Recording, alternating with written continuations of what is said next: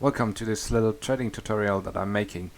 Right off the bat, this trading tutorial is aimed towards newer traders, but you require a certain starting bankroll. So I would recommend at least to have around 20 keys when you want to start getting into unusual trading. But of course, like that's not a fixed value. You can go into that with a lot more or even a bit less. If you don't already have the 20 keys to get into unusual trading, I've already made a video in the past about how to get your first 20 keys by starting with literally nothing on the Steam community market. I'm gonna link that video in the description, so if you don't have the bankroll, check that out first, see that you can build a little bankroll, and then once you have the keys, come back and enjoy this trading tutorial. This is going to be the first part of the series. In this first part, we are going to install some browser extensions and scripts that really make your life as a trader a whole easier. So here I'm on my bp.tf profile. This is how it usually looks without the extensions. Then this is my Steam inventory. Again, all this should be familiar to you. And the last thing I want to show is here the trade window. Again, no extensions installed that could mess with this at the moment. All these are just the standard settings. Yeah, that should be all pretty familiar to you. What I'm going to install is first, if you're on Chrome, you need Tampermonkey. Well, actually, so I have this little list of all the extensions. And it's going to be different for you if you use Chrome or if you use Firefox. Basically, the only extension I'm going to get is Tampermonkey for Chrome. But if you run Firefox, you should be able to use Greasemonkey. By the way, don't worry, I'm going to post all these links in the video description. Yeah, basically what these browser extensions allow you is to run a custom script. I have used all of them for quite a while now, and I can tell you it's super helpful to use these. So let's get started. I just copied this link once again. Don't worry, I'm gonna post it in the description.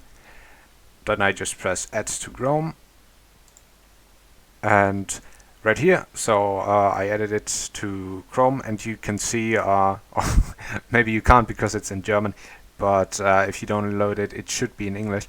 But it warns you that you should be careful with this, right? So you can run all sorts of scripts. If you get them from a not safe source, then someone could run a malicious script on your browser, and obviously that's something you don't want. So once I have Tampermonkey, I copy the GitHub link, and then down here, install Steam Economy Enhancer. Bum bum bum. I just click install. And there we go, that's our first script added. Then we go for the next one. And by the way, I added like a little description of what these do. So the first script, it's a script for the Steam community market, which enables auto listing. And I mean, you can just click the link for the GitHub and read through it. The GitHubs do a pretty good job at explaining how it works. So this is the next script. This is for bp.tf, and again, just clicking the installation link, I install it. Yeah. Boom, boom, boom. Next one. Download the script here, and click install again. And the last thing. This is the last script, and by the way, you don't really need the last script if you're just starting out with trading. I would definitely recommend getting these three, but the last one, it helps you price very high tier heads by finding recent sales. You kind of need bp.tf premium for it, so at the start, I mean, you can install it, doesn't hurt you. I'm definitely gonna reinstall it, but like I said, you don't really need it at the start. And yeah, this should now have installed all the scripts, and we can see, does it automatically run? No, maybe if you refresh the page. Okay, yeah, this looks good. Already you can see on my bp.tf I have a lot more filtering options. This is very helpful. It now has the option to group by classifieds. And what this does, I can now filter for all the items that I've already listed for sale on bp.tf. And if I do that, I can easily see which items I've listed and which I don't have listed. So sometimes, sometimes you forget that you have valuable items in your inventory, and then just this classified option tells me then all these items down here are all not listed currently. And now I can just see, like, is there any item down here that I would actually like to list for sale? And, well, I don't want to list my kitty kittens. I don't want to list the dead head at the moment. But I definitely want to list those two pretty boy pocket pistols. So you just click on sell. I'm pretty sure that they are around 1 key. Let's just go. Yeah, okay. You can see, like, 1 key seems more than fair. We can also check with the Steam community market. And yeah, one key seems about right. So I place the listing. Also, this has the nice side effect that now all the spelled items have a different color. So you can also group by spells, right? And now you can see, oh my god, here are all my spelled items. And before I used this script, I didn't know I still had this set with the spell. I forgot about it. It was in my backpack for years, and when I got the script, I just sorted my backpack, and apparently I still had this untradeable spell head from back when spells were actually dropped. So like, I forgot about the set for years, and now just we found it. So this is my Steam profile now, and immediately you can see there's a change. You can see all the different effects from the Unusuals, and you can even see the elevated qualities. And that just helps you to identify like what effect it has. Head has way faster. So before you would need to hover about every single head and be like, what is it? And maybe you don't even know what, like, maybe you don't even connect the name of the spell to an actual particle effect. So this helps a lot, especially at the start. Next is my backpack, and it's still all from before downloading the script. So let's just refresh that. And already you can see these really useful buttons. Sell all items and sell all crates. I definitely do not recommend you pressing that button. It will start to list all your sellable items on the Steam community market, and yeah, that's just something I don't want to do right now. But yeah, again, you can see now all the particle effects of the different Unusuals, and yeah, that helps a lot if you scan through a backpack and try to get an overview about what a person has in their backpack. So I can just click through here and immediately see like which head has which effect without hovering over it. And then you can also see it starts loading these little price tags, but they are from the Steam community market, so don't really take them as accurate pricing. But another thing you can do, if you go to your Steam inventory, actually has this option to sell all cards. If you click that, it will start to automate list all your trading cards, and I mean, that's just super useful. By default, they match the price of all the other listed. Here the script just matches the price, and then it tells me how much I will receive after the sale. But yeah, right now it has 44 of my 44 trading cards already listed. For what would usually take half an hour, it's already done. All I need to do now, if I want to sell them, is to go onto my Steam Authenticator and list them all for sale. Last thing, yeah. So here we are in the trade window, and again, I want to remind you that all these functions only work in the browser. So please don't be confused if you open your Steam and you can't see any of this. It's because it's a browser extension, only works with the browser. So I refresh this, and now look at all the functions we have. Yeah, so actually I clicked the trading link from classified.tf for someone selling the set, and now you can see it automatically put in the head for me that I wanted to buy. Now, let's say I wanted to make this guy an offer, and let's say this head is worth 80 keys or whatever it is. Usually I would need to like click one key in after another, right? And that gets super tiring. And especially with refined metal, it can take way too long, and then you miscount. I remember at the start I always ordered my backpack, and then I used to count in pages of 16, and then I was like, oh, 1 page, 2 pages, 3 pages, 4 pages I added into the trade, and then multiplied them by 16, trying to figure out how many keys were in the trade. But now if I wanted to add 80 keys, I just type 80 here, and I type add keys, and then down here it has a little counter. So it's 80 keys added into the trade, and it's instantly there.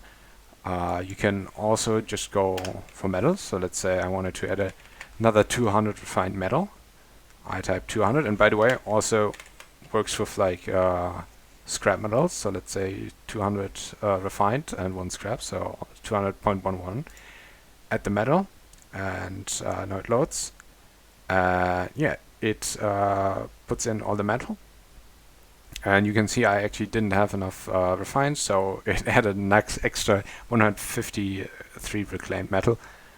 Yeah, and if I wanted, I could send this trade offer right now, and it would work perfectly fine.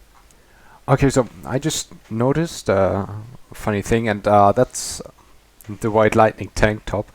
If you remember, it's like 1 scrap of profit margin. And there's actually a fun thing that I noticed is that one of the sellers is a Quickstyle.store bot, and one thing about Quickstyle.store that you should always remember, especially like if the bots get so close together, is that you will get a small discount if you buy it from their page directly.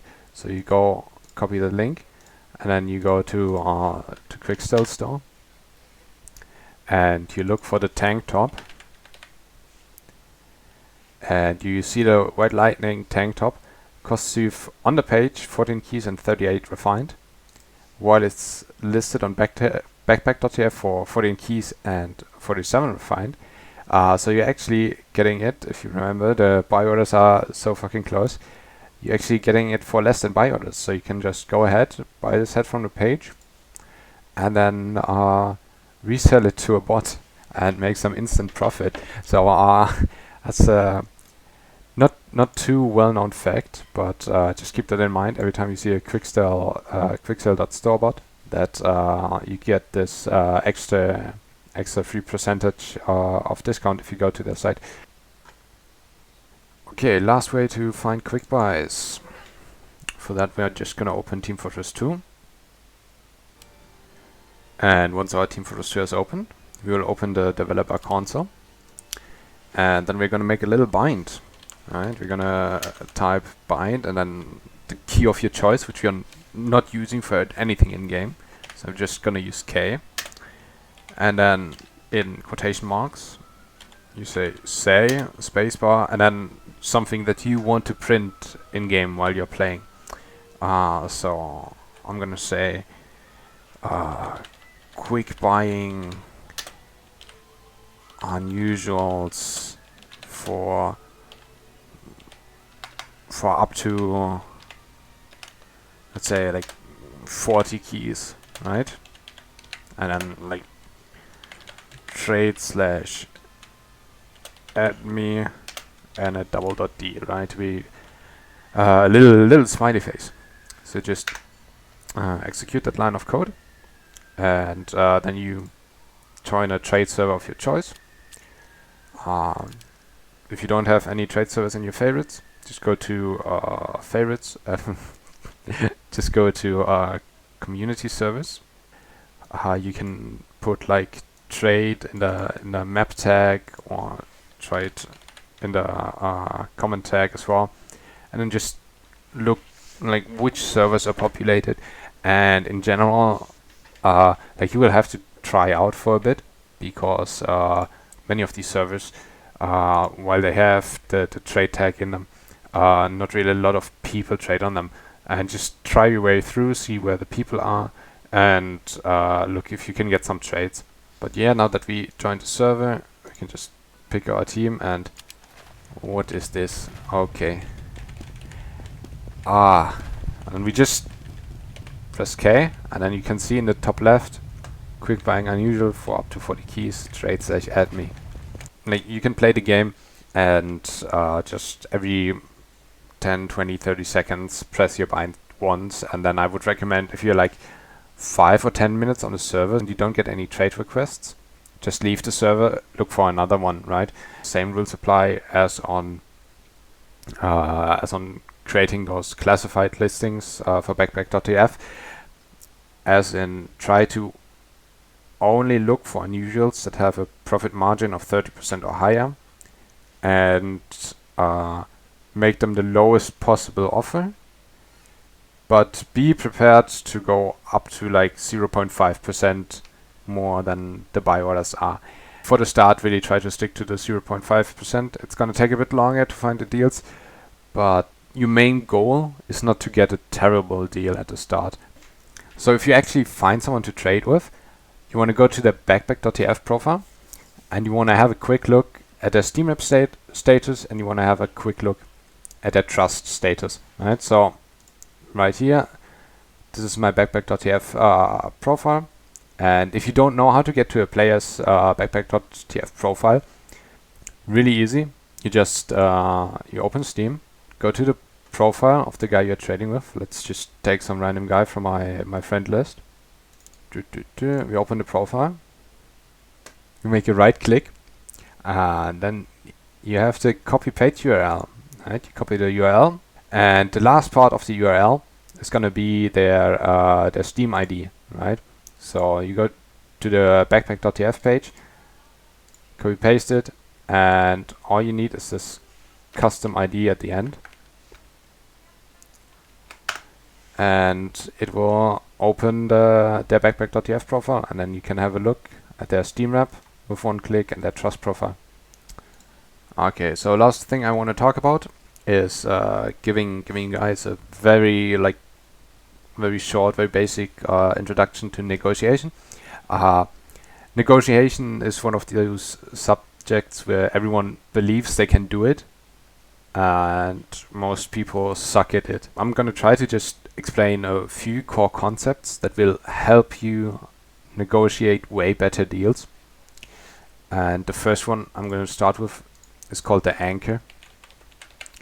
And what the anchor is, the method requires you to name the first price, and there goes a bit of psychology into that. If you name the price first, there's a higher likelihood of other people adopting their offer even before saying their first offer. So someone might come to you and already have an offer of like 20 keys for your head in mind, and they come to you and they ask you, hey, how much are you looking for that hat?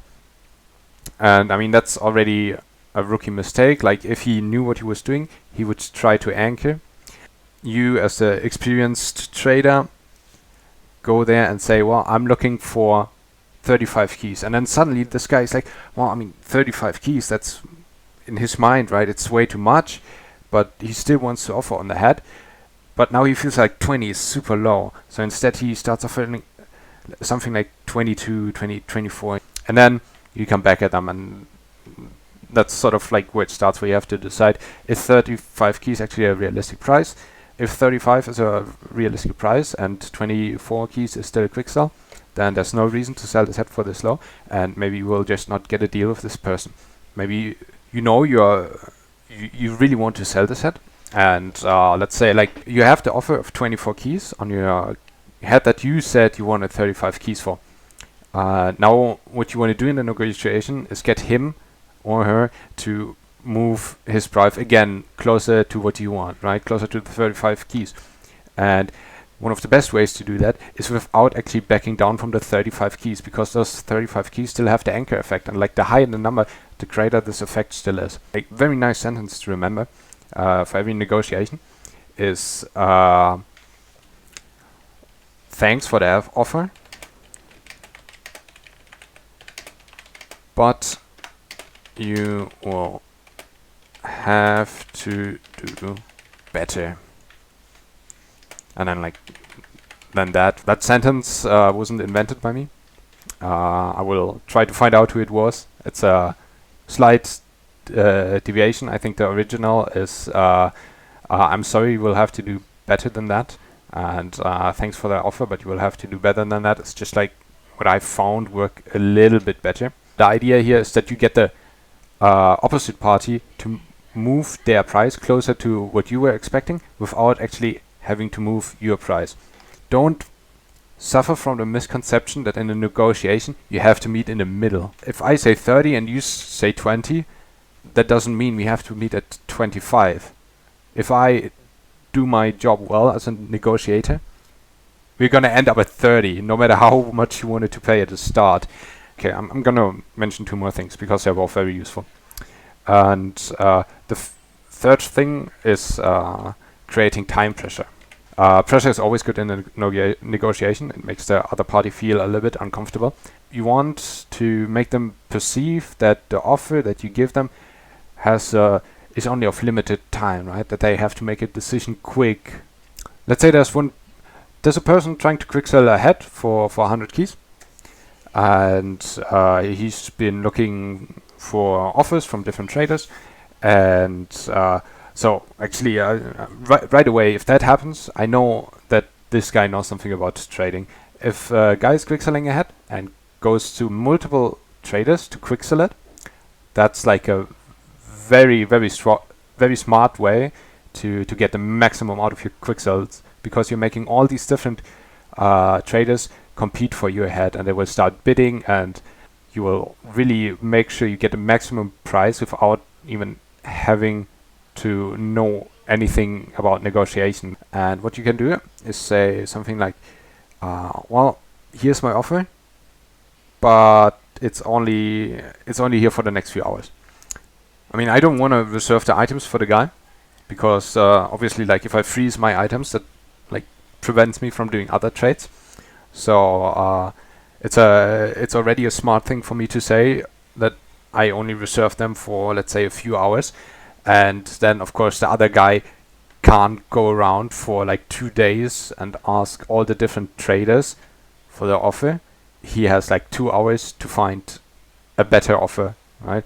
And then as those 2 hours run out, he can just either go with your offer or be prepared to let it fade away. Yeah. Last thing is a counter strategy to what is the lowest you can sell it for, right? There are a lot of different variations of the sentence. Sometimes they will ask, what's the lowest you could do? What's your best offer? Stuff like that. And a lot of rookies often get caught by the sentence. When really it's like one of the best things that can happen to you, because they are basically forcing you to use the anchor, right? I mean, you can do like an absolute rookie mistake and actually tell them what the lowest is you would sell it for, but I mean, you don't want to do that. You want to actually get paid for the work you do and the risks you take with trading. So the way I would respond to that is I would just say what I've listed it for on bp.tf. So someone would come to me and they would ask this question: what's the lowest you can sell it for? With my head, and then maybe I have my head listed for 110 keys on bp.tf, and my answer would be, right now I'm selling this head for 110 keys. It's, depending on the person, they might come back again and say, yeah, but like, what's the lowest you would sell it for? The answer again is, right now I have it listed for 110 keys, and that's what I'm trying to sell it for. Eventually they're gonna start giving you a number, and then you can try to make them move that number higher and higher and higher until you actually agree on a price. Last thing, and maybe most important thing about trading and how to start your own little trading career: don't do anything fishy. Don't lie about offers. Don't make your friend give you a fake offer or try scamming people. Or there's so many fishy ways to get short-term profit. Even if you fuck up once, it will revenge itself years later. As soon as your reputation goes down, so will the number of trades you do. If you have made it until this point, congratulations. You have successfully finished the whole video course, and I hope you all have a hell lot of fun and a hell lot of profit thanks to this video.